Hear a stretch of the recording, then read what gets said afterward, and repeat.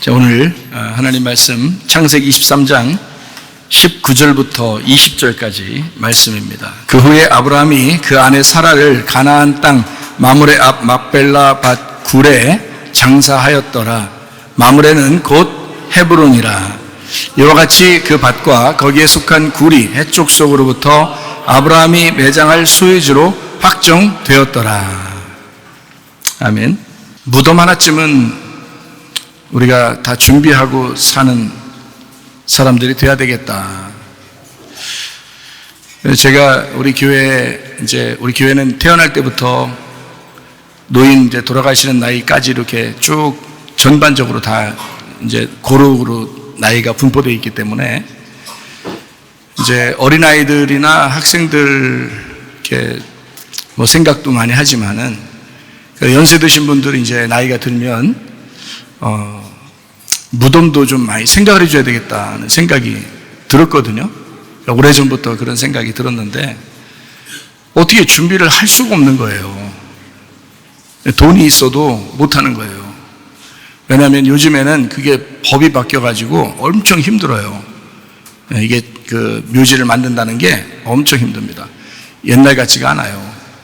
그래서 이게 어려워서 우리 교회를 위해서는 꼭 필요한데 이게 묘지를 만들기가 참 어렵더라. 돈이 있어도 못 만든다. 돈도 없는데 돈이 있어도 못 만든다.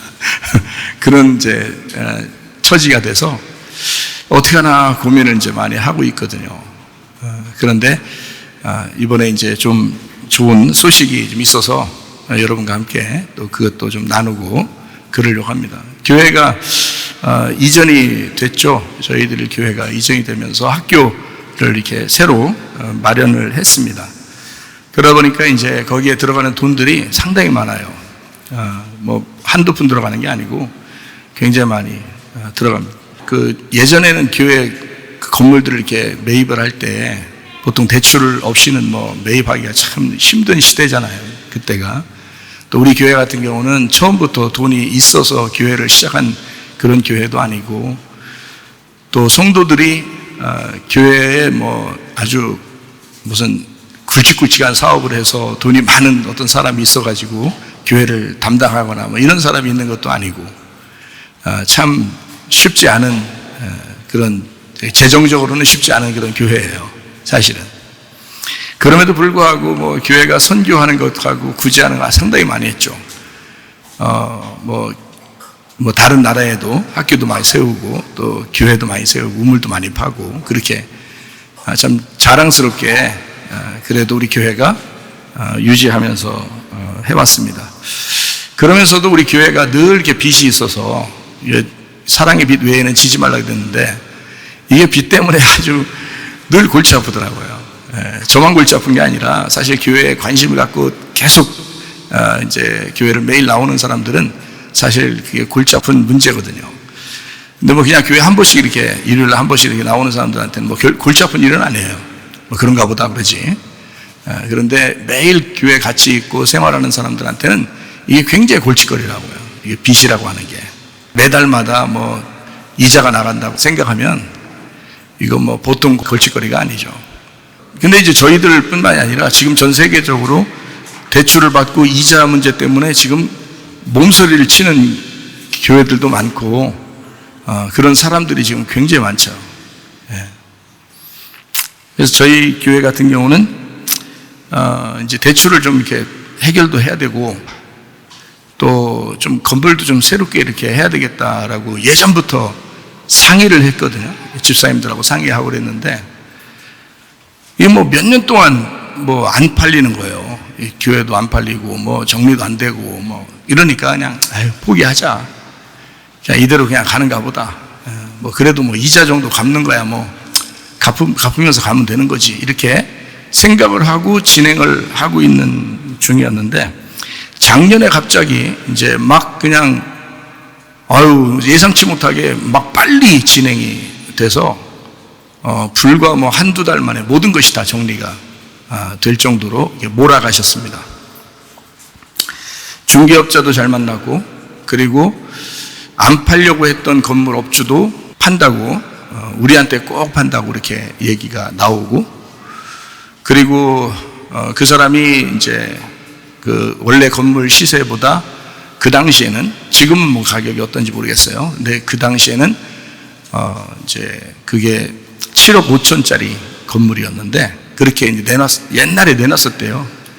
그런데 이제 그 건축업자가 그거를 산다고 했는데 그 사람이 건축업자한테는 안 넘기고 이제 기다리고 있었던 중에 이제 우리를 만난 거예요. 그 중개업자를 통해서 우리를 만나게 돼서 1억 5천을 깎아주고 6억에 이것을 넘기겠다 해서 이제 거래가 시작된 거예요. 그 당시에 만약에 7억 5천에 그냥 처음부터 시작했으면 아마 고민을 했을 거예요. 저도. 그런데 6억에 해결을 해준다고 그렇게 해서 은혜롭게 건물업자도 그렇고 건물 주인이죠. 중개업자도 그렇고 또 법무사가 세무소에 이제 가가지고 일을 봐주는데, 법무사가 대신 일을 봐주는데 세금이 원래 이제 뭐 어떻게 해서 뭐 붙는다 그러더라고요. 그리고 뭐 건물에 좀 뭐가 어떻게 돼서 또 이제 또 세금이 붙고 해서 뭐 취득하면서 뭔가 세금이 막 여러 가지가 있어서 그것도 꽤 많더라고요. 몇천 된다 하더라고요. 그런데 우리까지만 이거를 이 세금이 없이 그냥 해주겠다라고 세무서에서 이제 법무사한테 이제 연락을 했어요. 그래서 그 법무사가 이제 엄청 놀랬죠. 이럴 수가 있느냐. 이제 목사님도 세금 문제, 이게 나라가 하도 뒤숭숭하니까 세금 문제 때문에 좀 이거 각오하셔야 됩니다 그러더라고요. 그렇게 했었는데 우리가 유리한 쪽으로 모든 게 인도가 됐습니다. 그래서 우리가 가지고 있는 거를 11억 2천에 팔고 4억을 대출을 갚고, 그리고 6억의 건물을 매입하고 1억 2천에 리모델링을 다 마쳤어요. 1층부터 4층까지 싹 다, 방마다 싹 다 붙여서 이렇게. 그리고 이제 부동산비하고 다른 이제 자질구레한 세금이나 들어가는 이런 것들은 이제 제외하고 부동산비만 해도 1,000만 원을 주었죠. 그렇게 하면서도 이게 이제 일이 잘 이루어져서 리모델링을 이제 2번 걸쳐서 이걸 했어요. 근데 한 번은 이제 그 업체에서 잘못 이제 하다가 자기들이 힘들어서 공사 포기하고 다음 이제 그 리모델링을 하게 된 게 이제 우리 교회하고 합해서 이제 업체가 아주 좋은, 그러니까 성실하고 좋은 업체를 선정이 돼서 거기서 마무리까지 다 이제 하게 되었습니다. 그리고 이제 좀 그렇게 되니까 돈이 이제 다 이제 되죠. 정리가 다 되고 그러니까 우리가 이제 우리 집 사택이 이제 이사를 가야 되고 하니까 그쪽에 우리 아들하고 이제 어머니하고 이제 이사를, 그래서 오늘 아마 우리 어머니도 이게 처음 듣는 얘기일 거예요. 그냥 이사하세요. 그럼 이사하는 거지 뭐 얘기를 뭐 자세하게 이렇게 안 해드리니까. 근데 이제 그 이사를 이제 하니까 이쪽에 이제 임대 아파트였는데 거기가 이제 비잖아요. 그 돈이 좀 남는 거예요. 그게 이제 원래 어떻게 그 구입이 됐냐면, 이제 아들내미하고 딸내미가 학교 다닐 때 이제 부산에서 장학금을 보내왔어요. 근데 우리 자녀들이 이제 4년 장학생으로 이제 지내다 보니까 그 돈이 다 남는 거예요. 그래서 그거를 이제 임대 아파트를 해서 보증금을 내고 저희 이제 우리 학생들을 기숙사를 썼었어요. 그래서 이제 이쪽으로 다 기숙사를 이제 학교로 다 이전을 하다 보니까 보증금이 나왔죠. 그래서 그 아파트 보증금으로는 이제 7,500만 원이 구제로 쓰여졌고, 1,000만 원이 이제 여기 이제 이전하는 이제 교회 보증금 또 이렇게 쓰여지고, 이것저것 또 학교 물품 같은 걸 사고를 하다 보니까 그것도 이제 또 다 들어간 거예요. 그런 식으로. 이제 우리가 가지고 있는 게 많지 않아도 상당히 제 마음은 한가지고 즐겁습니다. 여러 교회에서 지금 얼마나 아우성 치는지 몰라요. 지금 교회 이자들을. 그런데 지금 교회 우리가 이전하는 것도 굉장히 시기적절하게 이제 이전이, 우리는 사실 작년에 그렇게 해야 되겠다는 생각을 못 했어요. 실제로 저도 그냥 넋놓고 있었죠. 하나님이 어떻게 인도하신 게 꼭 이렇게 팔려야 되는데 또 사야 되는데 이런 게 없었어요. 그런 게.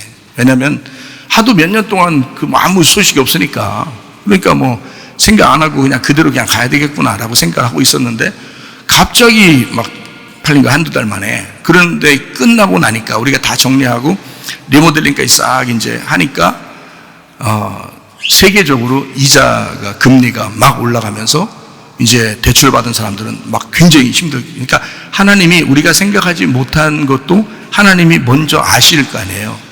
어떻게 될 거라는 걸. 그러니까 하나님이 인도하시는 거예요. 그런 거예요. 그걸 하나님 인도죠. 그러니까 그냥 우리는 따라가는 거죠. 그거를 거부하는 게 아니고 따라가는 거죠. 그래서 지금은 이제 마음 편안하게 목회할 수 있도록 하나님께서 인도해 주셨습니다. 그래서 우리 학교 건물 같은 경우는 이제 선생님들하고 학생들하고 아주 편안하고 시원하고 따뜻하고 아주 기분 좋게 이제 생활하고 있고, 우리가 이제 교회도 좀 건물이 좀 필요하지 않는가, 돈은 없지만 그래도 새로운 건물이 필요하기 때문에 하나님 앞에 기도하고 있습니다. 근데 저는 이제 분명히 아는 것은 기도하면 하나님이 뭐라도 인도하실 것이다. 네, 뭐라도 인도하실 것이다. 네. 그래서 여러분도 함께 기도해 주시기를 바랍니다. 네. 그러니까 저 혼자 목회를 할 수 있는 게 아니고 교회는 같이 하는 거예요. 같이. 근데 저하고 같은 생각과 같은 말과 같은 판단을 가진 사람이 그렇게 많지 않아요. 교회에도. 그러니까 이제 그런 사람들하고 고민하고 상의하고 기도하고 그렇게 생활하고 있죠. 저도. 그러니까 여러분에게 이렇게 얘기하는 것은 함께 기도해 달라는 거예요. 기도는 할 수 있잖아요, 여러분. 제가 여러분에게 직분을 드린다고 어떻게 하라고 부담을 드렸습니까? 교회를 이전한다, 건축한다, 이런다고 해서 리모델링 한다, 또 한다, 물품을 사야 된다, 부담을 드린 적이 있습니까? 저는 그렇게 하지 않아요. 이제까지 하나님이 다 인도하셨습니다. 실제로. 그래서 전혀 부담 없이 그렇게 생활하는 사람이에요. 우리 교회 3년 긴 전염병 시기를 우리가 거쳤습니다. 한 사람을 제외하고는 모든 성도가 한 주도 빠짐없이 예배하고 그렇게 살아왔습니다. 3년 동안. 다른 교회하고 비교했을 때 우리 교회 같은 교회는 거의 없다고 목사님들이 얘기해서, 우리 교회 같은 경우는 좀 특이한 교회다, 좀 특별한 교회다라고 사람들이 좀 이야기합니다. 우리 모두가 주님을 만나야 돼요. 언젠가 주님을 다 만날 것입니다. 네. 저나 여러분이나 누구나 할 것 없이 다 주님 만나야 돼요. 그러면 후회 없는 인생을 살다가 가야죠. 네. 양심에 바르게 생활하다가 가야죠. 근데 제가 알기로는 성경의 핵심이 교회이기 때문에 우리가 숨거나 도망칠 수가 없어요. 왜 그러냐면 교회가 있는 한 여러분과 제가 숨거나 도망칠 수가 없습니다. 왜 그러냐면 주님은 7 눈을 가지신 7 영이시거든요. 그러니까 누구 하나 도망갈 수가 없어요. 숨을 수도 없고 다 보고 계시거든요. 여러분의 마음 깊숙한 곳도 다 보고 계셔요. 양심에 바르게 생활하셔야 됩니다. 네. 다른 사람들 눈은 피할 수 있어도, 목사 눈을 피할 수 있어도 하나님 눈은 피할 수 없어요. 여러분 마음까지 생각까지 다 하셔요. 특별히 여러분은 교회 중심으로 사시다가 주님 만나시기를 바랍니다. 그게 여러분이 살 길이에요. 제가 이렇게 막 강조하면서 몇 번 이렇게 얘기해줘도 정말 못 알아듣는 사람이 있더라고요. 정말 못 알아듣는 사람이 있어요. 왜냐하면 머리가 나쁘든지 아니면 성경을 모르든지, 아니면 원래 이렇게 염소 같은 기질이 있어서 목사님 말씀도 하나님 말씀도 순종하려고 하지 않든지, 그런 사람들은 이렇게 강조하면서 얘기해도 진짜 중요하게 얘기를 해도 못 알아듣더라고요. 목사가 개인적인 여러분한테 무슨 어떻게 하라고 욕심내고 그런 사람 아니에요. 교회 사랑하라는 것은 여러분 영혼을 위해서 그런 것입니다. 여러분 살으라고. 진심을 알아야 되는데 진심을 잘 몰라요. 보니까 우리 교회 같은 경우는요, 여러분이 교회 살림을 잘 안 해봤었잖아요. 우리 교회 같은 경우는 한 달 헌금이 보통 한 사람 월급만큼 나와요. 한 사람 월급. 그러면 한 사람 월급이 한 가정을 생활하잖아요. 그죠? 근데 우리 교회 같은 경우에 그 한 사람의 월급 가지고 우리 교회 전체를 제가 운영을 하는 거예요. 그래서 제가 거의 안 쓸 때가 많아요.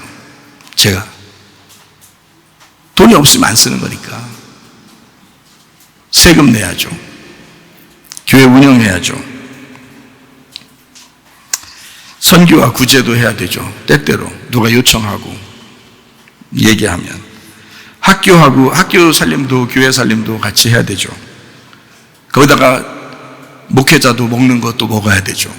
한 가정의 월급보다도 그 정도 가지고 교회를 이제 한 달을 계속 운영을 해 가는 것입니다. 한 달씩. 그러면서도 여러분한테 막 아쉬운 소리 안 하고 그렇게 하는 것은 나는 내가 교회고 교회가 나라고 생각하는 사람이에요. 다른 사람한테 얘기 안 해도 그냥 내가 안 먹고 안 쓰면 되는 거예요. 그냥 내가 교회니까, 교회가 나니까 나는 그렇게 생각하는 사람이에요. 그렇게 이제까지 살아왔어요. 개척할 때부터 지금까지. 그러니까 사람들한테 아쉬운 소리 잘 안 해요, 제가. 오히려 다른 사람 도와주며 살죠. 목사님들끼리 모여도 식사 제가 내는 경우가 많아요. 일부러. 근데 여러분은 이제 성도잖아요. 그러니까 목사님이 구질구질하게 목회하지 않도록 모두가 협력해 주시기를 바랍니다. 네. 순전히 주님 몸된 교회를 지키기 위해서라도 목사 개인을 보는 게 아니라 교회를 살리기 위해서라도 교인들은 목회자를 위해서 수고해 주셔야 합니다. 목회자는 성도를 위해서 수고하는 것입니다. 성도는 목회자를 위해서 수고하는 거예요. 서로 협력하는 거죠. 합력해서 선을 이룬다. 그런 말이 있죠. 목회자는 성도를 위해서 수고할 테니까 교인들은 목회자를 위해서 수고해 주시기를 바랍니다. 저에게는 하나님의 특별한 말씀이 있습니다. 그래서 당당해요. 담대하고. 예. 어디에 가도 제가 담대하고 하나도 다른 사람들 부럽지가 않고 예. 하나님이 은혜를 베풀어 주셔서 예. 제 안에 있는 말씀을 누군가는 지켜야 돼요. 저도 저의 말씀을 속에 있는 말씀을 지키고 있습니다. 그거를 수호하는 거죠. 이 말씀을 보존하고 수호해 주기 위해서라도 여러분이 목사를 사랑하고 도와주셔야 되는 겁니다. 그게 성경적이에요. 바울도 그 교회들이 바울한테 바울의 그 속에 있는 그 말씀 때문에 그 바울을 지키고 보호하고 그 말씀을 수호했잖아요. 이해가 되시죠? 무슨 말인가? 그렇게 사셔야 합니다. 우리 송문교회 정말 제가 사랑합니다. 저도 이렇게까지 사랑할 거라고는 생각을 못했어요.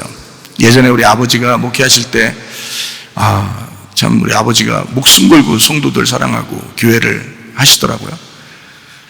그래서 저는 이제 목사하면서 가만히 보니까 그렇게까지 안 되던데 이제 생각이 들더라고요. 그렇게까지 안 되던데 아무리 목사 돼도 그렇게까지 안 되던데 이런 생각이 들더라고요. 우리 아버지는 어떻게 하셨지? 난 그 정도까지는 안 될 것 같은데 했는데 은혜를 받고 나니까 이게 가능하더라고요. 이 속에서 참 이게 진짜 주님의 그 사랑의 마음이 막 생겨나더라고요. 은혜를 받고 나니까 그게 생겨나더라고요. 요람에서 무덤까지 우리 교회 어린아이 태어나는 나이도 있고 이제 죽음을 앞에 두고 있는 사람들도 있습니다. 그래서 제가 교회 이전하면서 무덤 하나를 꼭 만들고 싶다. 우리 교회 그 묘지를 하나 만들고 싶다라고 꼭 꿈을 꾸고 그렇게 하려고 땅도 알아보고 그랬었거든요. 그런데 돈도 없죠. 그 다음에 돈 있어도 못 한대요. 법적으로 안 된대요. 그래서 이제 포기를 하고 있었는데 우리 교회에 이제 이렇게 할 수 있는 방법들이 생겨났어요. 그래서 여러분한테 좀 소개하려고 합니다. 우리 교회 아기들도 태어나죠. 노인들도 교회 함께 다니시죠. 그러니까 함께 다 같이 있는 교회예요. 그러니까 목사 입장에서는 이제 고민도 되죠. 앞으로 돌아가시는 분들 어떻게 하나 하고 이제 고민도 합니다. 아기가 태어나서 교회 생활할 때는 부모가 함께 생활하면 돼요. 청소년 때 학교 생활하는 게 참 고민되죠. 그래서 우리가 송문 기독학교를 세워서 지금 교사들과 함께 수고하고 있습니다. 그러니까 이제 그 가장 중요한 시기, 그 청소년기에 가장 그 중요한 시기 때, 그때 이제 교회에서 이 아이들의 그 영적인 부분들을 잡아주니까 그것만큼 중요한 게 없죠. 그래서 아주 중요한 일들을 우리가 지금 행하고 있습니다. 청년 때가 되면 젊은이들 서로가 직장도 다니고 또 남자는 여자를 만나고 여자는 남자를 만나서 결혼하게 되고 또 아기를 갖게 됩니다. 그렇게 이제 교회 생활을 같이 하게 되고요. 그러면서 이제 함께 교회 생활하다가 나이가 들어가면 이제 죽음을 생각하지 않을 수 없습니다. 나이가 들면. 저는 제가 이제 어릴 때부터 아버지가 목사님이시니까 계속 그 교회 안에서 생활했잖아요. 그러다 보니까 죽음이라는 걸 늘 생각할 수밖에 없는 게 돌아가시는 분이 참 많잖아요. 교회를 이제 크게 할수록 돌아가시는 분들이 많으니까 그걸 많이 보니까 그러니까 죽음을 늘 생각하죠. 곧 나도 죽겠구나. 우리 모두 다 죽겠구나. 이런 거를 생각해요. 그래서 참 미련한 사람이 누구냐면 교만한 거. 미련한 사람이. 잘난 체 하는 거. 자기 고집 부리는 거. 진짜 미련한 거예요. 다 죽는데 그것만 생각해도 겸손할 수 있어요. 이제 고민을 이제 하거든요. 죽음에 대한 생각을 하다 보니까. 근데 다행히 저희 어머님하고 형님이 이제 엊그저께 이제 형님이 오셔서 어머님 만나 뵙고 그리고 이제 같이 이야기를 나누던 중에 교회 공원묘지에 대해서 이야기를 하게 된 거예요. 근데 이제 그 교회 공원묘지가 이미 있는 데는 법적으로 제재를 안 받으니까 이미 있는 데는 그 이미 있는 데가 있어요. 그래서 그거를 이제 얘기를 하는 중에 이제 형님하고 어머니가 예전에 교회 공원묘지를 이제 마련해 놓은 데가 있어요. 예전에. 그게 가족묘입니다.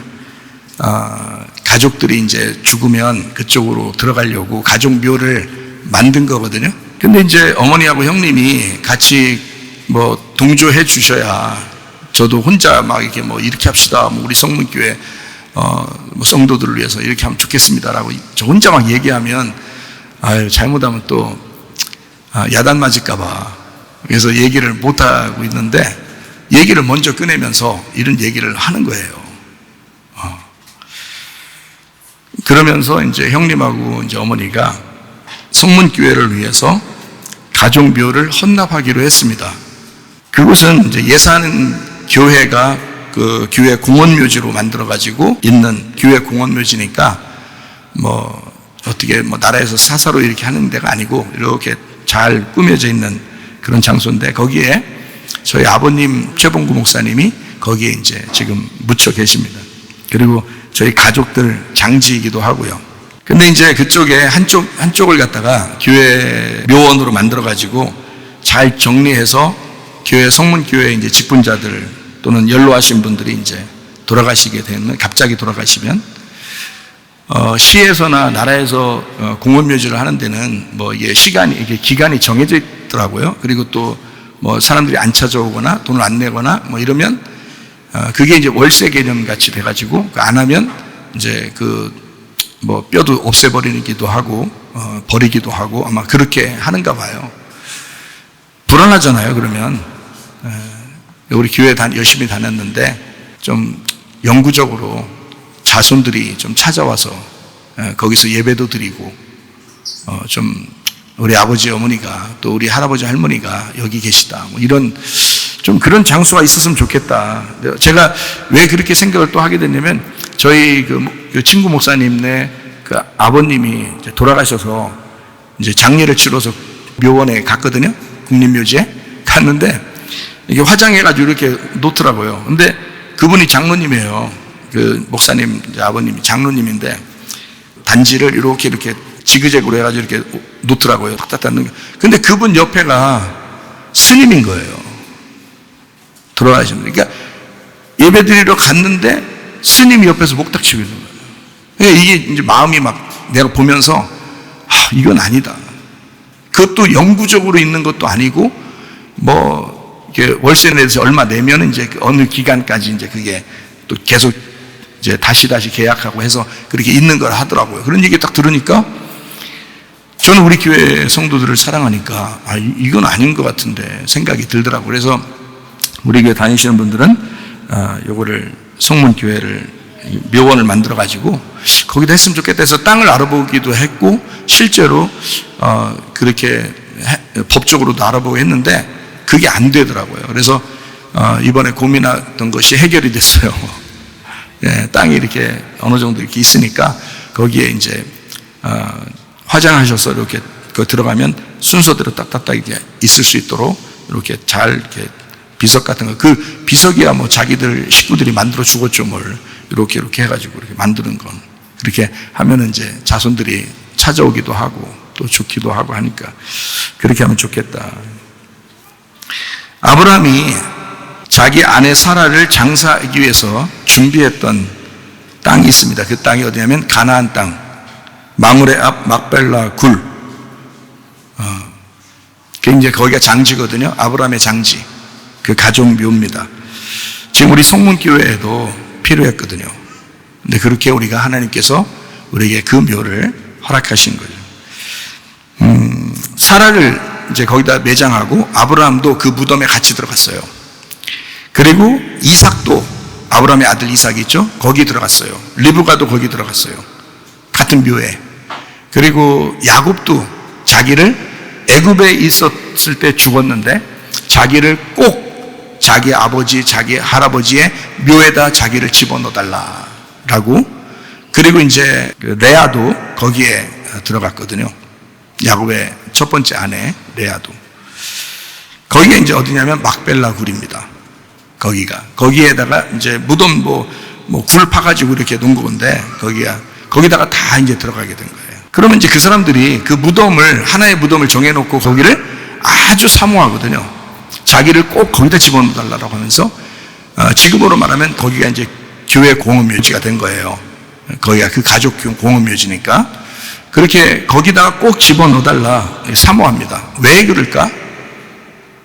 왜 그 무덤에 꼭 들어가게 해달라고 사모했냐면 자기들이 나그네임을 인정하기 때문에 그렇습니다. 우리 인생은 다 나그네예요. 그래서 이 땅에서는 결국 죽는다는 것을 벗어날 수는 없습니다. 숨을 수도 없고 피할 수도 없는 그 죽음이라는 거예요. 그러니까 나그네의 특징이죠. 그래서 그 무덤에 들어갔을 때 그 무덤은 천국으로 인도하는, 천국으로 들어가는 문이 되는 거예요. 자기들 입장에서는.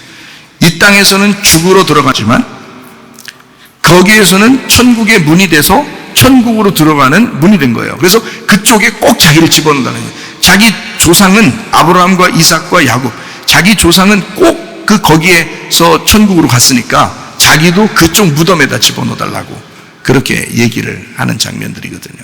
성경에서. 창세기 23장 19절 20절 말씀. 자, 그 후에 아브라함이 그 아내 사라를 가나안 땅 마므레 앞 막벨라 굴에 장사하였더라. 마므레는 곧 헤브론이라. 이와 같이 그 밭과 거기에 속한 굴이 해쪽 속으로부터 아브라함의 매장할 소유지로 확정되었더라. 이렇게 되어 있습니다. 거기에 가나안 땅 이렇게 되어 있죠. 가나안 땅. 19절에 보니까 가나안 땅이라고 되어 있죠. 그 가나안이라는 게 무슨 단어냐면 케나안이라는 단어예요. 케나안. 그게 낮추어진, 낮아진이라는 단어고요. 그게 상인입니다. 카나에서 왔는데 그게 낮추다, 그러니까 낮아지다, 정복하다, 무릎을 꿇다, 항복하다, 굴복시키다, 이런 의미를 가지고 있어요. 그 단어가 가나안이라는. 그래서 가나안 땅에 마므레 앞이라고 했는데 이게 마므레가 활력입니다. 활력. 마라에서 왔는데 배반하다, 채찍질하다, 때리다에서 왔어요. 그리고 거기 마므레가 헤브론이라 그랬거든요. 그 헤브론이라는 단어가 교제라는 단어예요. 교제. 헤브론, 교제. 근데 이게 헤베르에서 왔어요. 헤베르가 단체, 무리 이렇게 모여 있는 거예요. 하바르에서 왔어요. 그 말이 결합하다, 동맹하다, 서로 연결하다라는 의미예요. 그런 단어. 거기에 막벨라 굴이라고 했는데 그 막벨라가 마크페라인데 이게 마크페라가 양우리입니다. 이게 이렇게 울타리 있죠? 양우리, 이렇게 우리. 카팔에서 왔어요. 반복하다, 이중으로 좁다. 그러니까 그때만 있는 게 아니라 계속해서 반복해서 오는 그 양우리를 얘기하는 거예요. 그게 막벨라 굴이죠. 그러니까 우리도 그들과 같이 그들이 죽어서 들어가는 무덤에 우리도 같이 가는 거예요. 그게. 그러니까 이게 반복되는 거니까, 이 죽음이라는 것과 무덤이 반복되는 거니까 그렇게 되죠. 거기에 굴의 장사되었다 그랬어요. 굴. 이제 이스라엘 가보면 무덤들이 다 굴로 돼 있어요. 굴. 그 굴이 메아라입니다. 굴인데요. 이게 우르에서 왔어요. 우르. 우르라는 단어가 벗다, 발가 벗기다라는 단어예요. 그러니까 이 굴이라고 하는 것이 이 사람을 발가벗기는 장소래요. 무슨 의미인지 조금 이해하시겠죠? 이게 들어보니까. 왜 이렇게 쭉 가나안 땅, 마므레, 막벨라, 굴에, 마므레가 헤브론이다. 이걸 일부러 이렇게 쓴 이유를 좀 아시겠죠? 하나님은 아브라함을 낮추시기 위해서 하나님이 일찍이 아브라함을 지시할 땅으로 데리고 갔습니다. 아브라함이 원래 아브람이라는 게 있고 아브라함이 있어요. 아브람은 혼자 왕이라는 뜻입니다. 혼자. 그런데 아브라함이라고 하는 건 민족의 아버지라는 뜻이에요. 그러니까 원래 혼자 왕이었던, 잘난 체 하던 혼자 왕이고 높이 있는 혼자 높은 자, 그 아브라함을 하나님이 지시할 땅으로 보냈어요. 그러니까 가나안 땅이에요. 창세기 12장 1절부터 4절이죠. 여호와께서 아브라함에게 이르시되 너는 너의 고향과 친척과 아비의 집을 떠나 내가 네게 보여줄 땅으로 가라. 내가 너로 큰 민족을 이루고 네게 복을 줘 내 이름을 창대하게 하리니 너는 복이 될지라. 너를 축복하는 자에게는 내가 복을 내리고 너를 저주하는 자에게는 내가 저주하리니 땅의 모든 족속이 너로 말미암아 복을 얻을 것이라 하신지라. 이에 아브라함이 여호와의 말씀을 따라갔고 롯도 그와 함께 갔으며 아브라함이 하란을 떠날 때에 75세였더라. 75세에 하나님이 이제 불러서 가나안 땅으로, 하나님이 지시할 땅이에요. 그러니까 이미 정해진 게 아니라 지시를 할 곳이 있다고요. 그러니까 하나님이 정한 그 지시하는 장소로 하나님이 데리고 들어가는 거거든요. 그거를 순종했다는 거예요. 아브라함이 자기가 갈 바를 알지 못하고 간 거예요. 그러니까 이건 믿음이죠. 하나님께로부터 온 그 응답의 믿음이라고요. 때로는 우리도 잘 앞길을 모를 때 하나님이 그냥 인도하실 때가 있죠. 그렇게 인도하셔서 여러분도 이 교회에 찾아 나오신 겁니다. 그렇게 하나님이 인도하실 때가 있어요. 그러면 그걸 순종하고 따라가는데 아브라함도 그렇게 순종하면서 지시할 땅으로 가게 됐습니다. 그게 가나안 땅이에요. 하나님이 아브라함을 낮추시기 위해서예요. 그러니까 거기서 말하는 복이라고 하는 건 뭐 부동산이 많아졌다, 돈이 많아졌다, 뭐 그럴 수도 있지만 그건 땅에 있는 거고 진짜 영적인 복, 하나님을 알게 하려고 하잖아요. 아브라함을 가나안 땅에 데리고 들어간 것은 하나님을 제대로 알게 해주려고 하는 거거든요. 하나님이 아브라함을 부른 목적입니다. 그게. 실제로 그 가나안 땅에서 하나님을 많이 알게 됐죠. 아브라함이. 그렇죠? 가나안 땅으로 들어간 아브라함이 창세기 12장 6절 7절에 보니까 아브라함이 그 땅을 지나 세겜 땅 모래 상수리 나무에 이르니 그 때에 가나안 사람이 그 땅에 거주하였더라. 여호와께서 아브라함에게 나타나 이르시되 내가 이 땅을 네 자손에게 주리라 하신지라. 자기에게 나타나신 여호와께 그가 그곳에서 제단을 쌓고 이렇게 돼 있어요. 그러니까 그 전에는 지시하겠다니까 그냥 모르고 따라간 거고 여기서는 이제 정착을 하게 되고 어디냐면 상수리 나무에 있는 이제 그 땅에서 딱 정착을 하게 됩니다. 세겜 땅 모래 상수리 나무에서 이제 정착을 하게 되는데 거기서 예배를 드려요. 이 아브라함이 예배를 드립니다. 제단을 쌓고. 그러니까 이사를 가면 거기서 예배 드리잖아요. 이사 예배 드리고 그러잖아요. 여러분도 이사 가면 이사 예배 드리고 이래서 그런 거예요. 이사를 했는데 이사하면 예배를 드리잖아요. 예.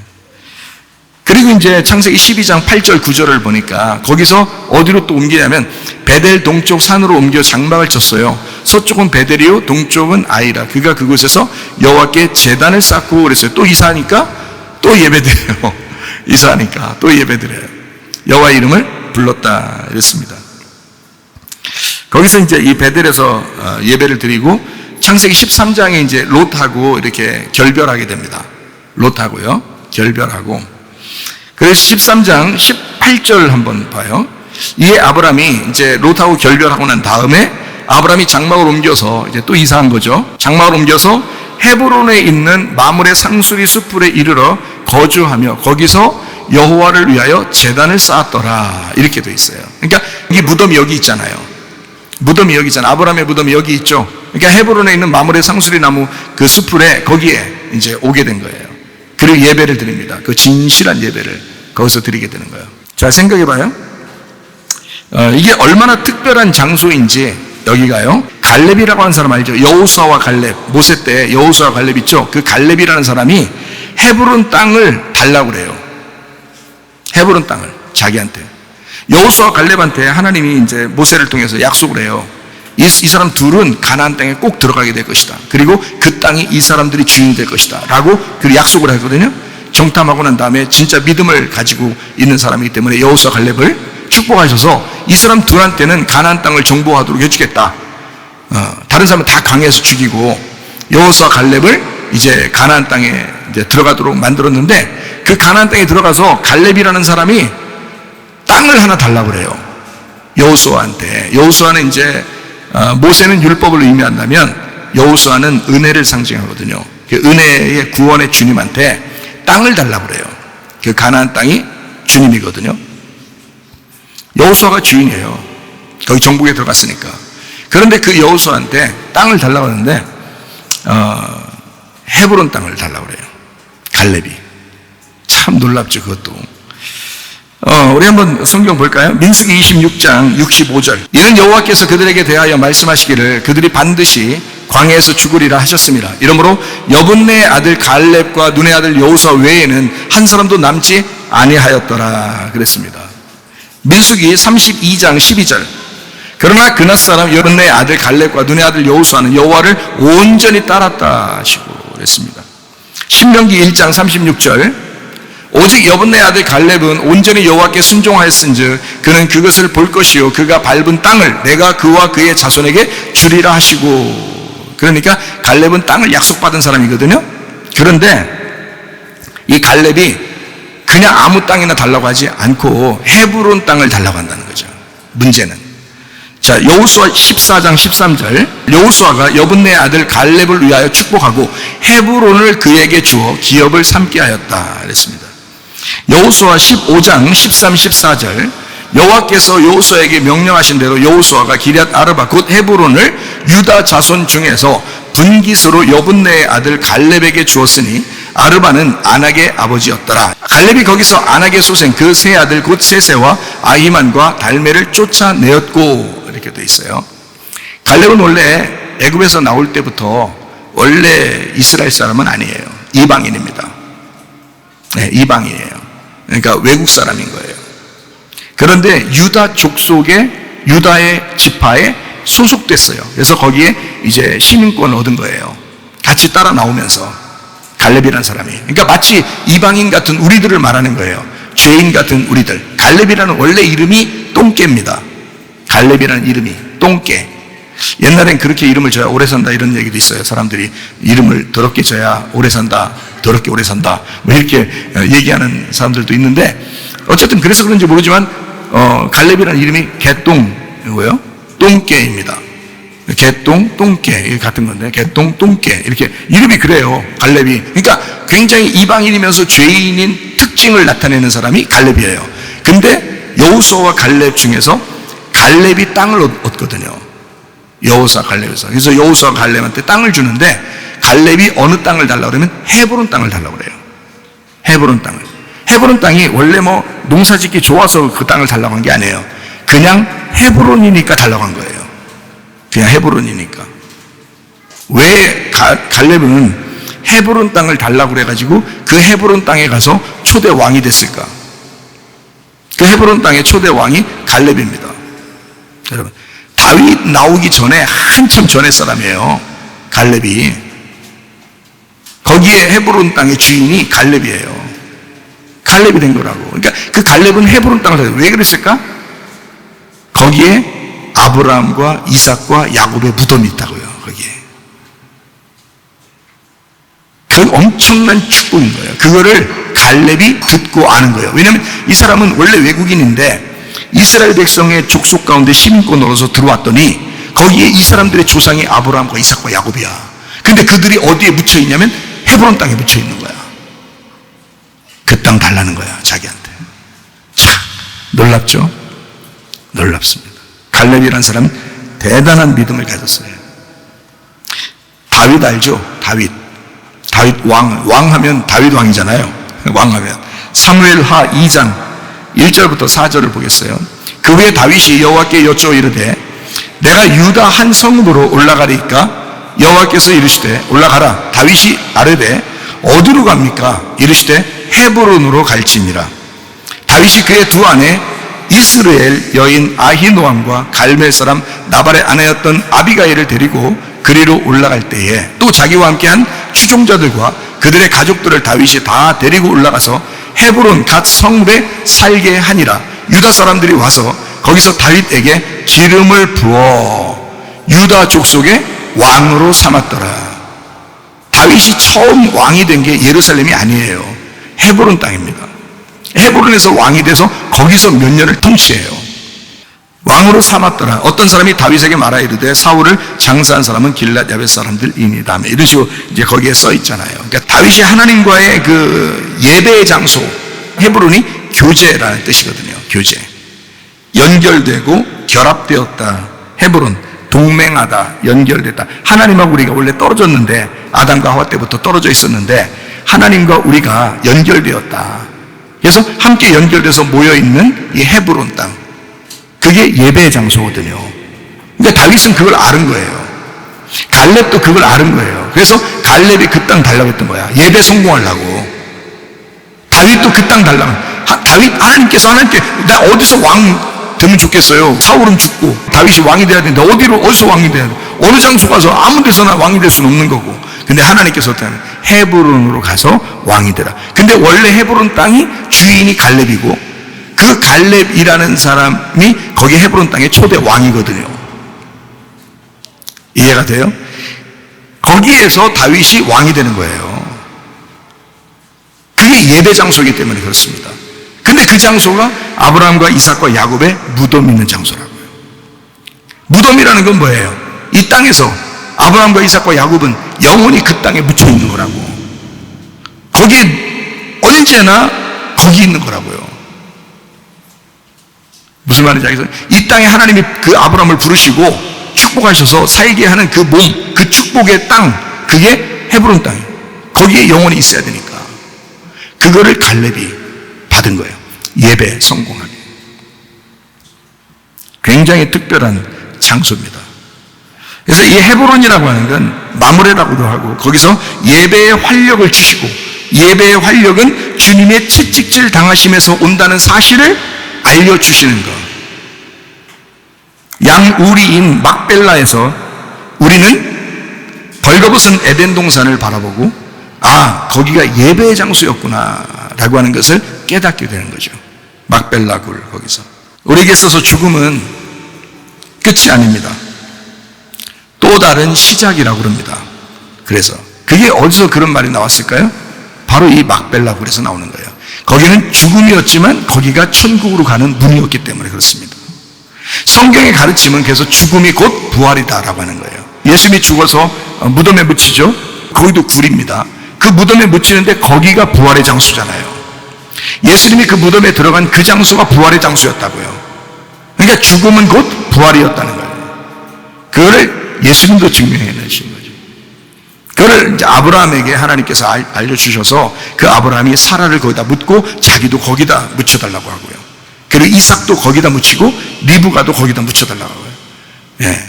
그리고 야곱도 자기를 꼭 거기다가 묻어달라고 그렇게 이야기를 하는 것입니다.